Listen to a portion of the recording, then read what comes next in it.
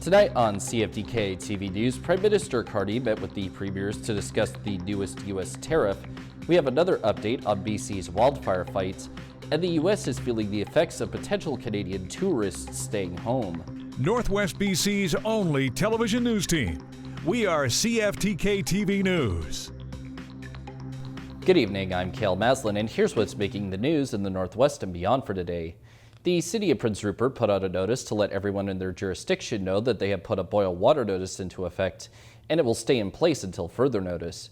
The main given reason for the notice being activated is because several laboratory tests have indicated that there is coliform bacteria in their drinking water, which can cause serious illness in some cases. During that time, the notice remains active. Residents must boil their water for about a minute before cooling and then placing it in a food-grade storage container. The city also stated that they are working with Northern Health to get this notice lifted as soon as they possibly can. Early yesterday morning, propane was unintentionally released at AltaGas' Ridley Island Propane Export Terminal, and it resulted in a vapor cloud appearing above the facility. And according to a statement from an AltaGas spokesperson, they were able to find the source of the release and then evacuated all personnel from the site without any injuries. Within a couple of hours, the release source was able to be contained and isolated, with AltaGas then standing down from their emergency response plan. The company is still monitoring nearby air quality, and since then, they haven't seen any levels that would be any kind of concern. The Terrace RCMP recently posted another report that detailed the notable cases that they had to deal with during the final week of July. One part of the report mentioned that the police got word that a woman had gotten into a distressing situation in the Skeena River, with the person making the report saying that she was screaming while hanging from a branch near the river. And thanks to additional help and resources from the likes of Terrace Search and Rescue and BC Emergency Health Services, the RCMP were able to find the woman and ended up safely extracting her from the river before taking her to the hospital for assessment. And next, we take a look at a lesser-known club in Terrace that is looking to add more members to their group of model train enthusiasts. If you have lived in or passed through Terrace, you likely have passed by this railed car and not given it a second look. But inside lives a tidy city filled with trains chugging around like their full-sized counterparts. Ian Illing of the Skeena Valley Model Railway Association says the hobby of model railroading uses a lot of different skills. Their model railroading has got so many aspects to it, planning, engineering, electrical, carpentry, painting, scenicking, all these different things that are involved in the scale model world. So. For visitors, and especially children, the fruits of labor that are put into this hobby yields very positive responses. Very impressed. A lot of work's gone into the detail of the scale models. The kids, obviously, they're thrilled. I always tell the parents when they're coming in, it's going to be easy getting them in. It's going to be a whole different story trying to get them out because, oh, one more time, one more time, one more time. So. There are not many rail displays left in the Northwest, but Terrace does have a unique twist to its railway club. There are more display shows now. Port Edward and Prince Rupert has a model train layout in one of the canneries, but it's coin operated. You throw a toonie in and it runs for 5 minutes. And I don't know, there's probably a number of individuals around the Northwest that have their own train layouts. But collectively, I think we're probably one of the only ones in North America that actually has a rail car as a clubhouse. The rail car that houses the Model Railway Club had its own journey here to Terrace. We picked it up from the Prince George Railway Museum. It was one of 3 identical cars that came from BCR. They were work trains, or work cars in a work train. We picked it up for $1. And then the next challenge was getting it from Prince George to Terrace. So we got it here, parked it on a spare piece of track. We had an association with Rain Coast Cranes at the time. One of our members, senior members, and the owner of Rain Coast Cranes were good friends. They brought in 2 massive big cranes, picked the rail car up off the track on CN property, and moved it over onto this track, which was donated. We had the permission of the Terrace Beautification Society. They were in the process of building the Grand Trunk Trail at that time, so they said, well, this would be a great anchor piece because the Grand Trunk Trail was all about the original railway in Terrace and how it developed the Northwest. If you want to join the Terrace Model Railway Club or just take a look, they are open Mondays at 7:30. For CFTK-TV News in Terrace, I'm Cael Maslin. Coming up next, experts discuss AI photos of fires being shared online. Welcome back. For the first time since U.S. President Donald Trump escalated his trade war by hitting Canada with a new tariff, the Prime Minister met with premiers to strategize the next steps. But some premiers remain at odds over Canada's response. CTV's Rob Buffum has more. Prime Minister Carney, which counter-tariffs? Prime Minister Carney arrives to talk tariffs with his cabinet and premiers. I still stand by what I say, dollar for dollar, tariff for tariff. They understand strength, not weakness. But not all premiers or provinces are on the same page. We have some that believe we should go for dollar tariffs. We have some who want us to roll over and play dead. Saskatchewan's Scott Moe has pushed for removing Canadian counter tariffs on all U.S. goods. Carney Tuesday said he'd consider removing some if it helped Canada's industry. Ford continues with a full-on elbows-up approach. Meanwhile, BC is seemingly somewhere in between, keeping its U.S. booze ban in place, but not advocating for dollar tariffs. We do agree that dealing in strength is important, but that strength comes not by yelling at the U.S. government, but from strengthening our economy. Some say the countrywide resolve has been worn down. As this has dragged on with no obvious resolution in sight, some of that determination is flagging a bit. With the August 1st deadline for a deal passed, Ford emerged from today's meeting with a cautious message. I'm praying that everything's going to go fine. But if it doesn't, I got to ask the people, do you trust President Trump? I don't. And BC's Jobs Minister, speaking on behalf of the province, expressed support for not rushing into a deal but getting the right one, along with skepticism that one could be reached at all. I'm not confident that we'll have a deal, and even if we do, I'm not confident that he won't wake up the next morning and have a tweet put out that has new sanctions put on place or new tariffs put in place. So BC says it continues to focus on generating new and deepening trade partners for its products, while Ottawa tries to reach a deal with our biggest trade partner. The U.S. is still feeling the effects of Canadians staying north of the border. New data shows the number of vehicles crossing from BC into Washington state has plummeted, leaving businesses scrambling to fill the gap. CTV's Craig Krause takes us to Birch Bay, where they appear to have offset the losses, at least for now.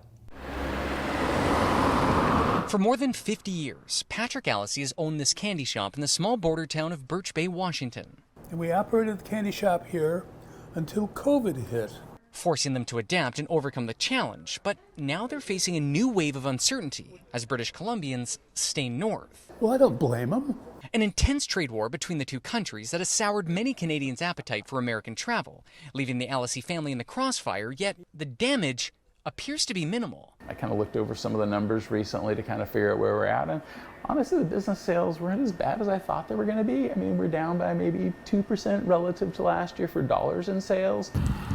One reason could be attracting domestic travelers to fill the Canadian gap. We're seeing a lot more of what I call U.S. regional business. So Seattle, Portland, and those metros, even east of the Cascades, we are seeing an increase in those visitors. Calming the storm that other American communities haven't been as fortunate. The latest economic impact research from the World Travel and Tourism Council projects the U.S. is on track to lose $12.5 billion in international tourism spending this year. Which we're surprised at because the US is the biggest travel and tourism market in the world. And just last month here in the Pacific Northwest, data from the Border Policy Research Institute in Bellingham shows that there's been a 30% drop in Canadians crossing the border into Washington state. If we look back the last 30 years where we saw such a sudden and quick drop. This is shocking. Yeah, I mean, shocking, but perhaps not surprising when we think about the current state of affairs. With all eyes on Washington and Ottawa, Alessi remains optimistic, echoing a passage he once read in Robert B. Reich's book, The Work of Nations, on overcoming problems. We'll come through this, all of us, stronger. So I hope that's right. It's gotta be right. Craig Crowe, CTV News, Birch Bay. Now to an update on BC's wildfire fight. Despite the cooler weather and even some steady rain, it hasn't done much to contain the fires that are burning across the province. Crews are still working diligently, with some very close to calls happening on the front line. CTV's Dimitra Maragos has that story. More than 200 firefighters have boots on the ground working to get a handle on the 5-square-kilometer Wesley Ridge fire. This landmark fire now being called the largest fire threatening homes in Vancouver Island history. Nick Akavati, the Dashwood Fire Chief, says this fire is virtually unprecedented. There's been fire conditions on the hill on Friday that we've never seen on the coast before. And the environmental hurdles? The winds up here are our biggest enemy. Haven't made fighting this fire any easier. Akavati says some homes were narrowly saved. They were at the back door and front door and sides of several properties.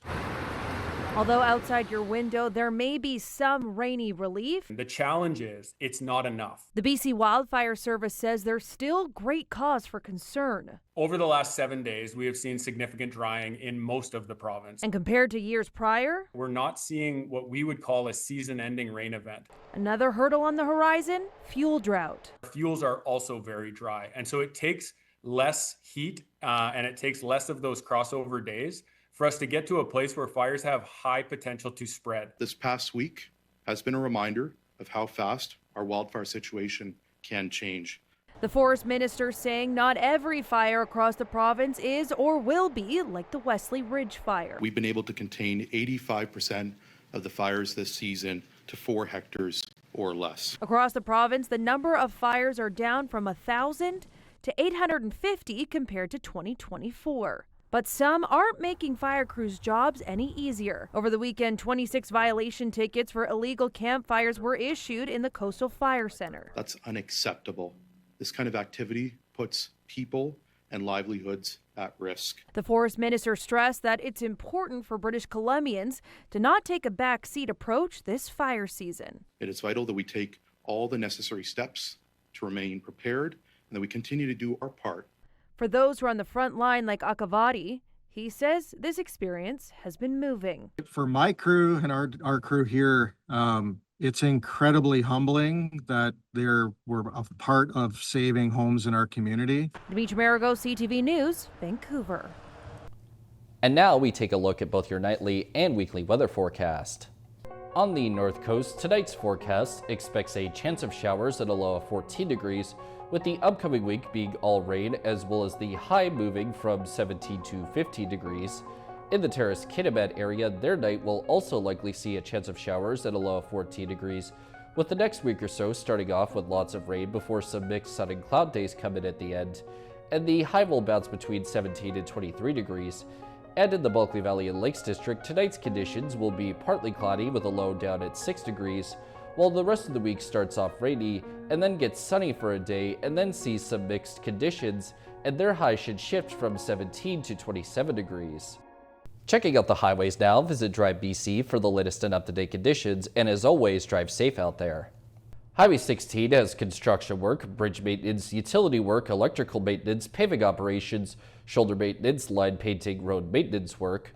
Highway 37 has bridge construction and bridge maintenance, and Highway 37A is still dealing with falling rocks between west of Mississauga and east of Stewart, along with paving operations and road sweeping. And this is what the roads were looking like this afternoon around the region from the view of the province's highway cams.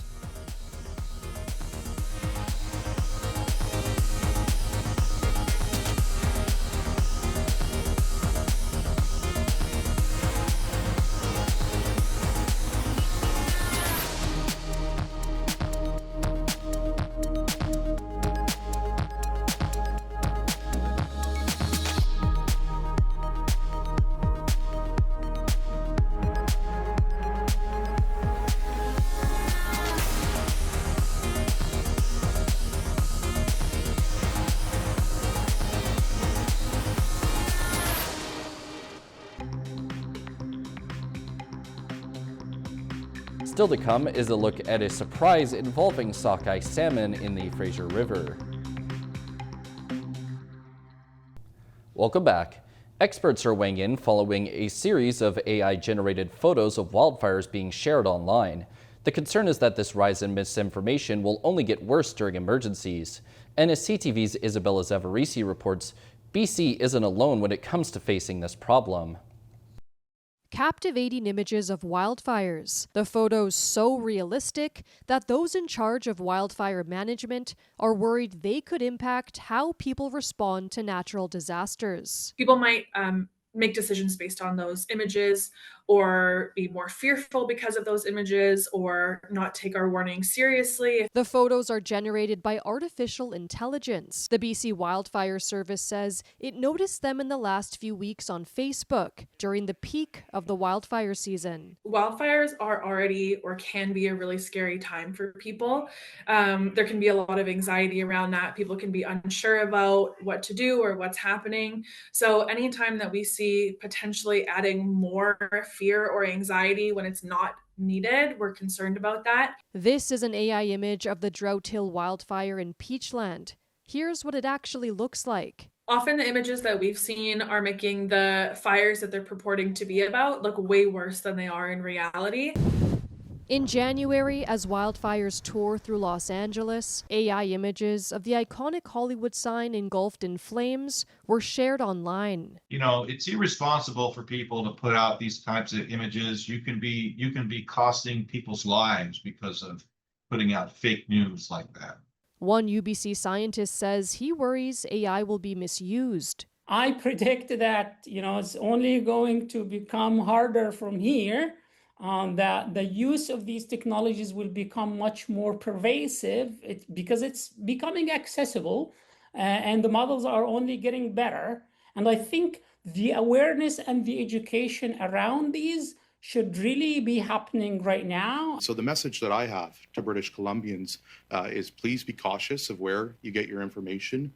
Be aware of AI-generated content. The province is urging people to turn to trusted sources of information instead, such as local media, governments, and First Nations. Isabella Zavarisi, CTV News, Vancouver. Call it a salmon surprise, the number of sockeye returning to the Fraser River this summer has far exceeded estimates. The abundance means some First Nations have been allowed to harvest for food, social, and ceremonial purposes. As CTV's Ben Milger reports, commercial fishers hope that they too will get a chance to reel in some sockeye. Sockeye salmon have sustained Indigenous people for thousands of years. In recent decades, the abundance has not been what it once was. I would have 20 cases of sockeye for the winter. I'd have 40 or 50 sockeye in the deep freeze.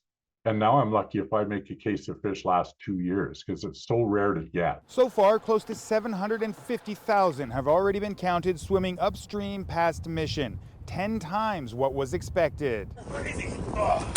Oh, beautiful sockeye. Some BC First Nations now have the green light to harvest for food, social, and ceremonial purposes. The fish will be distributed to their members who will smoke or can most of it. Strengthens the family ties and work collectively on fish. It is a lot of fun. It's great. It's hard work, but it's a lot of fun and it strengthens our communities and our nations.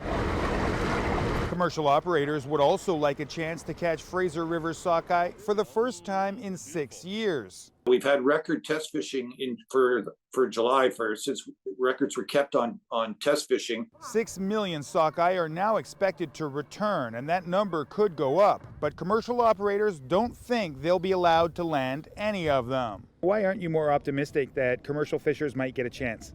Well, unfortunately, they're still managing under a low run scenario that they modeled in the wintertime. According to the Watershed Watch Salmon Society, despite the incredible numbers, sockeye returning to spawn face an uncertain fate thanks to low river levels and high water temperatures. There's estimates now this year that somewhere between 30 and 50% of the returning fish could die en route to their spawning grounds. The Pacific Salmon Commission and the Department of Fisheries and Oceans will have to consider all of those factors before deciding whether to launch this fleet of commercial boats. Ben Milger, CTV News, Steveston. And now we turn our attention to how the stock markets are looking as of today compared to yesterday. The Canadian dollar is down 4/100ths of a cent. The price of gold is up $20.30. Oil is down 47 cents. Natural gas is up 1 cent.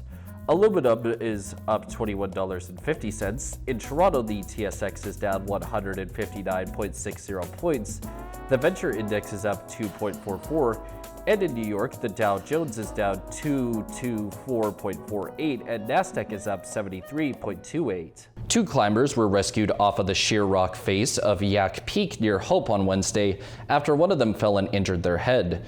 North Shore Search and Rescue said the pair were hanging mid-face on the 2,100-meter peak when they were rescued through the combined efforts of 3 search and rescue groups. A statement said a crew in a helicopter tried twice to get over the climbers, but conditions were too dangerous and they had to give up the attempts. A fresh team was able to make another attempt later and lowered the pair to 2 rescue technicians who brought in fall protection and took them to safety. Still ahead, a Canucks legend and his wife are publicizing their fight against cancer. Welcome back. A hockey legend well known to Canucks fans has joined forces with his wife to help raise money for cancer treatment. Kirk and Genevieve McLean have both been affected by the disease, and they hope the campaign will not only lead to improved care, but let people know that cancer can be beaten. CTV's Sinjin Alexander has the story. Living in Vancouver and approaching their 5th wedding anniversary, Kirk McLean and his wife Genevieve are very active members of the community. She is embarking on an ambitious cancer fundraiser and told her husband he's going to help out. Yeah. Pretty much. Well, I mean, it's dear to my heart. Of course, he is well known in the city and with good reason. Unbelievable save by Kirk McLean. And the Vancouver Canucks Ring of Honor member also does a lot of charity work and knows the importance of cancer research. Both of his parents died from the disease only 6 months apart. They were in their 60s. You know, I can remember after my dad passed, he went second. I just looked at my sister and I said, we're orphans now. And so they are both part of the Greater Than Cancer campaign, a huge effort to raise $35 million for UBC and Vancouver General Hospital to ensure more care and more research. All around the province, if you have cancer, you will go through VGH in pathology or somewhere. And she would know. She's a survivor. Genevieve has beaten cancer 3 times, first treated at Children's Hospital when she was 15, and says thanks to money, thanks to research, treatment has come a long way. When you walked in when I was younger and there's a 30% chance, those cancers are now in the 90s. So it's not death. And that's the first thing that people thought about. If this was me 40 years ago, I wouldn't be sitting here. This obviously hits home with my parents and Genevieve, what she's gone through, and her family members as well. So it's a no-brainer for me to jump on board and do what I can. Early detection, of course, is key, and McLean insisted he is screened on a regular basis. For the men, get out there and get checked for whatever it may be, prostate, anything. Don't be the He-Man. And the couple points out, even though there may not be a cure for a certain type of cancer, there may be medication that allows someone to live with it. And that medication is because of research, and that research is because of money. Sinjin Alexander, CTV News, Vancouver. That's all of our news for now. From everyone here at CFTK-TV News, I'm Cael Maslin, and thanks for watching. We'll see you next time.